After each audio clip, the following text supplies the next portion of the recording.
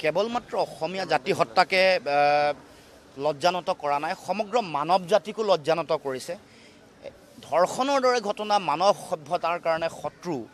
ইয়াৰ কাৰণে কোনো জাত পাত ধৰ্ম ইয়াৰ লগত জড়িত হৈ থকা নাই। এইটো মানৱতাৰ পৰিপন্থী এটা জঘন্য নাৰকীয় ঘটনা।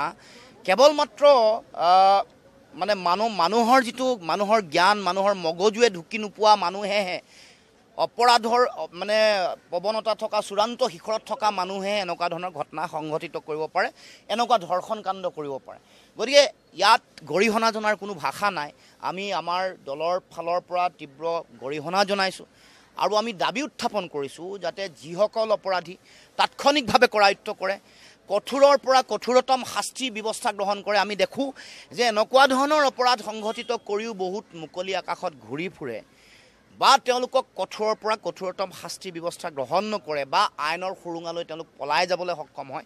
এইবাৰ আমি দাবী উত্থাপন কৰিছোঁ যে চৰকাৰে প্ৰয়োজন সাপেক্ষে এনেকুৱা অপৰাধৰ কাৰণে বিশেষ আইন প্ৰস্তুত কৰি ফাষ্ট ট্ৰেক কোৰ্টৰ যোগেদি তেওঁলোকক মৃত্যুদণ্ডৰ দৰে কঠোৰ শাস্তি প্ৰদান কৰিবৰ কাৰণে চৰকাৰে ব্যৱস্থা গ্ৰহণ কৰিব লাগে, এই দাবী উত্থাপন কৰিছোঁ। আৰু অসমৰ মুখ্যমন্ত্ৰী, গৃহমন্ত্ৰী অসমৰ নাৰীসকলক সুৰক্ষা দিয়াত, আমাৰ সাধাৰণ জনতাক সুৰক্ষা দিয়াত চূড়ান্তভাৱে ব্যৰ্থ হৈছে। ক'ৰবাত যদি কোনোবা মানুহক আক্ৰমণৰ ঘটনা, নিগ্ৰহৰ ঘটনা হৈছে, ক'ৰবাত হত্যা হৈছে আৰু নাৰী বিভিন্ন ধৰণে অত্যাচাৰিত হৈছে, ধৰ্ষণৰ দৰে ঘটনা, নাৰকীয় ঘটনাৰ সন্মুখীন হৈছে।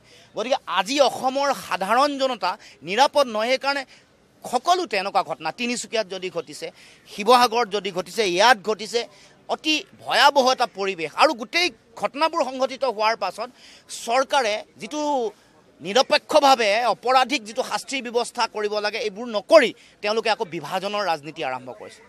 ক'ৰবাত হিন্দু মুছলমানৰ ৰাজনীতি কৰিছে, ক'ৰবাত বহিৰাগত আৰু খিলঞ্জীয়াৰ নামত তেওঁলোকে বিভাজন কৰিছে। এইটো উচিত নহয়। আৰু মানুহক যিটো মানে আইন হাতত তুলি ল'বলৈ যিটো সুযোগ চৰকাৰে দিছে, এইবোৰ চৰকাৰৰ ব্যৰ্থতা, চৰকাৰৰ অকমন্যতাৰ পৰিচয়। এফালে তেওঁলোকে মানুহক প্ৰভোগ কৰিছে বিভিন্ন ধৰণে। এনেকুৱা এগৰাকী মুখ্যমন্ত্ৰীগৰাকীয়ে কৈছে যে শিৱসাগৰত যিটো হ'ল তাৰ পাছত কৈছে যে শিৱসাগৰৰ উদাহৰণ হেনো, জাতীয়তাবাদৰ উদাহৰণ হেনো নামনি আৰু মধ্য অসমৰ মানুহে ল'ব লাগে। তাৰমানে প্ৰভোগ কৰিছে। প্ৰভোগ কৰি মানে তাতে মাৰোৱাৰী আৰু অসমীয়াসকলৰ মাজত সংঘাত লগাব বিচাৰিছে। তাৰপিছত যেতিয়া বুজি পালে এফালে মানুহক তেনেকৈ প্ৰভোগ কৰিছে, আন পিছতে তেওঁ জ্যোতিপ্ৰসাদ আগৰৱালা, চন্দ্ৰপ্ৰসাদ আগৰৱালা নাম লৈ কৈছে যে এনেকুৱা কৰিব নালাগিছিল। হয়, কৰিব নালাগিছিল। তোমালোকে আইনৰ শাসক, তোমালোকৰ সন্মুখত, মন্ত্ৰীৰ সন্মুখত এনেকুৱা ঘটনা কেনেকৈ হ'ব পাৰে? DC সন্মুখত এনেকুৱা ঘটনা, তাৰমানে তোমালোকৰ ব্যৰ্থতাৰ কাৰণে, তোমালোকে কঠোৰ শাস্তি নিবিহাৰ কাৰণে হাজাৰ হাজাৰ লক্ষ লক্ষ জনতা ওলাই আহিব লগা হৈছে। ৰাইজ আৱেগিক হৈ যিবোৰ কাম কৰিলে তাৰ কাৰণে দোষীটো মুখ্যমন্ত্ৰী হিমন্ত বিশ্ব শৰ্মা। আজি যদি কিবা ঘটনা সংঘটিত হ'ল তাৰ কাৰণে, আজি ঢিঙতো যদি কিবা হয় তাৰ কাৰণে দায়ী হিমন্ত বিশ্ব শৰ্মা, তেওঁৰ ব্যৰ্থতা। আৰু মানুহক চাই সিদ্ধান্ত লয়, জাতি জনগোষ্ঠী ভাষা ভাষিক ধৰ্মক চাই সিদ্ধান্ত লয়, আইন মানুহক হাতত তুলি ল'বলৈ এৰি দিয়ে, মানুহক প্ৰভোগ কৰে। আৰু তেওঁলোকে নিজেও আইন তুলি লৈ কাৰোবাক কেতিয়াবা গুলিয়াই দিয়ে, কিবা কৰে। কিন্তু আমি কৈছোঁ যে অপৰাধীয়ে কঠোৰৰ পৰা কঠোৰতম শাস্তিৰ সন্মুখীন হ'ব লাগে। শাস্তি দিয়াৰ দায়িত্ব চৰকাৰৰ। মানুহক চাই শাস্তি দিব নালাগে। বিজেপি কৰিলে বুলি শাস্তিৰ পৰা আঁতৰি যাব নালাগে।